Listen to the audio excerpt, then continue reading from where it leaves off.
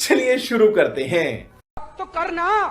Newton ने 1686 ईस्वी को प्रिंसिपिया मैथमेटिका फिलोसफिया नामक बुक पे 3 लॉज ऑफ मोशन का जिक्र किया था। इसमें फर्स्ट लॉ ऑफ मोशन या लॉ ऑफ इनर्शिया, जिसके अंतर्गत हम पढ़ेंगे कि अगर कोई वस्तु विरामावस्था में है तो वह विराम ही रहती है, वो रुकी हुई ही रहती है, और यदि वो वस्तु गतिशील है तो वह गतिशील ही रहती है जब तक कि उस पर कोई बाह्य ना लगाया जाए। एग्जाम्पल के लिए हम अंतरिक्ष में उल्का पिंड को देख सकते हैं।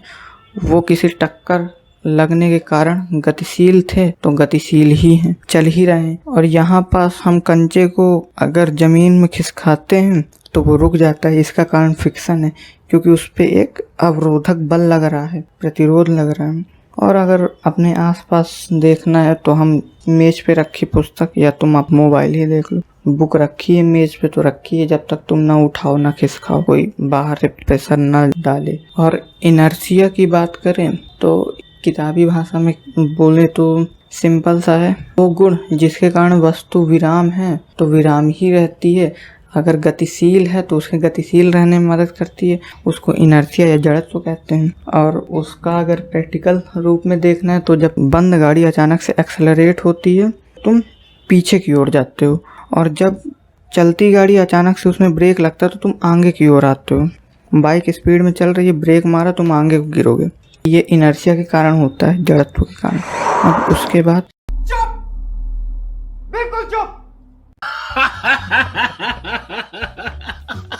सेकेंड लॉ ऑफ न्यूटन देखना चाहें, F = m/a, force is directly proportional to mass. Means अगर फोर्स ज़्यादा रहेगा तो मास भी उसका ज़्यादा होना चाहिए, और अगर मास कम है तो फोर्स भी कम लगेगा। फॉर एग्जाम्पल, बड़े पत्थर को खिसकाओगे तो ज़्यादा ताकत लगाओगे ना, और छोटे पत्थर को खिसकाओगे तो कम ताकत लगेगी।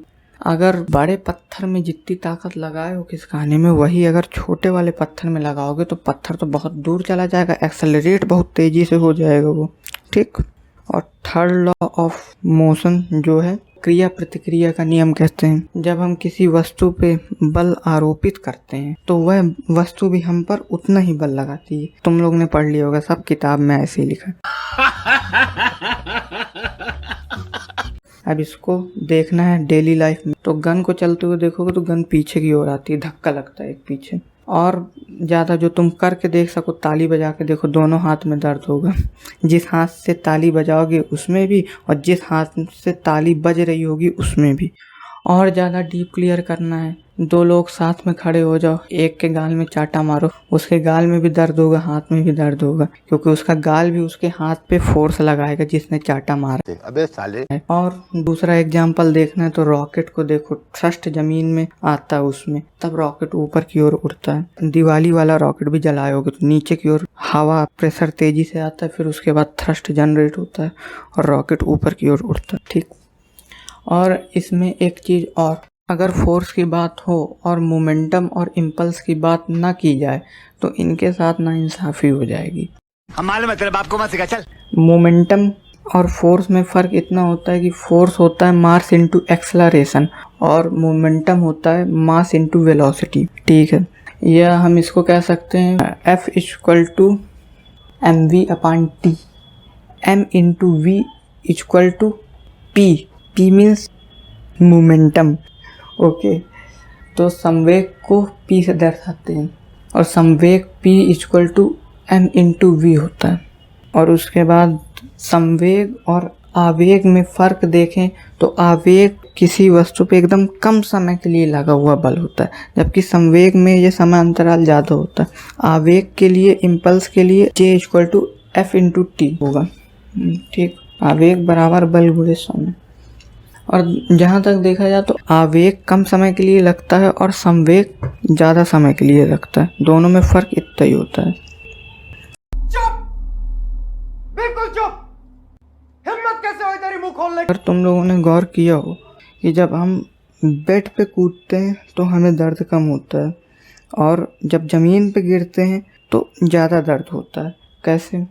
क्योंकि जब हमारा टाइम पीरियड होता है उसको गद्दा ज़मीन तक पहुंचने में या टक्कर होने तक में टाइम बढ़ा देता है। और जब हम फर्श पे गिरते हैं तो डायरेक्ट कांटेक्ट होता है और वेलोसिटी ज़्यादा रहती है, तो संवेग ज़्यादा रहता है, तो उसके कारण लगता है। अगर देखा जाए तो आदमी के छत से कूदने पे उसकी मौत का कारण संवेग और आवेग ही है। और एक एग्जाम्पल देखा जाए तो जब क्रिकेट जो लोग खेलते हैं वो इस बात को मानेंगे, जब बॉल एकदम तेज़ी से आती है तो कैच करने में हम हाथ को अगर पीछे नहीं करते हैं तो बॉल छिटकने के चांस ज़्यादा रहते हैं, क्योंकि उस टाइम पे उसका वेलोसिटी ज़्यादा होती है, तो आवेग उस टाइम पे ज़्यादा कार्य करता है, उस पर तेज़ी से बॉल हाथ पे हिट करती है और छूट जाती है। और जिन लोगों को आवेग के एग्जाम्पल याद आ रहे हों तो वो कमेंट करके बता सकता है। आपके सामने एक बड़ा सा रेड बटन है। हाँ है दबा दिया, आगे बोलो।